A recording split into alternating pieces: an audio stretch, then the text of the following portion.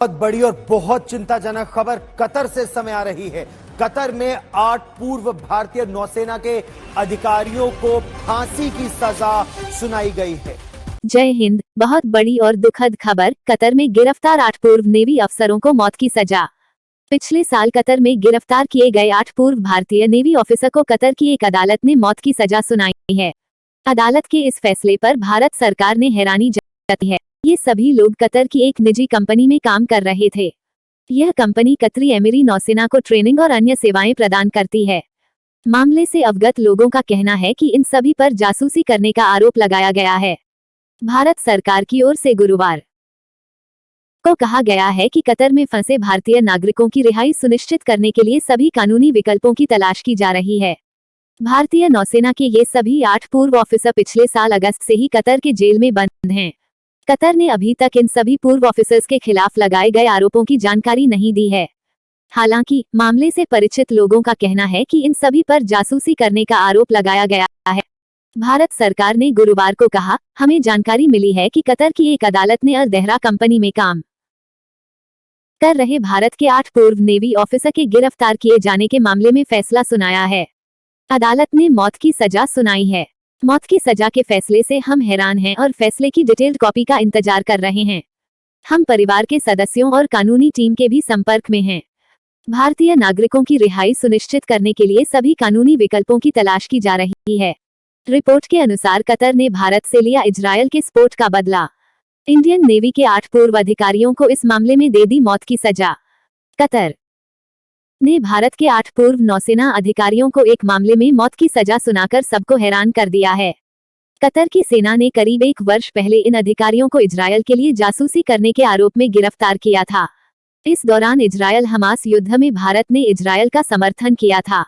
माना जा रहा है कि कतर ने इसका बदला लिया है।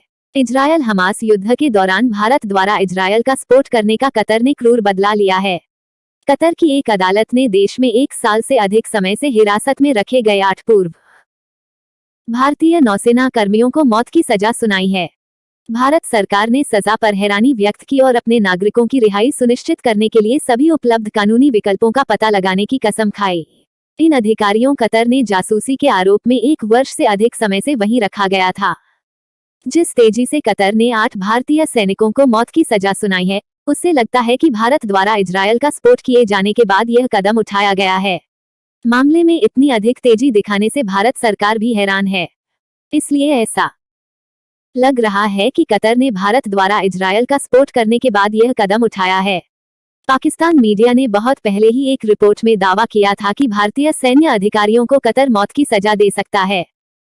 पाकिस्तानी रिपोर्ट में दावा किया गया था कि आरोपियों की पहचान भारत की खुफिया agency search and analysis wing draw के लिए काम करने वाले के रूप में की गई है। कथित तौर पर कतर में जासूसी गतिविधियों को अंजाम देते हुए पकड़े गए थे।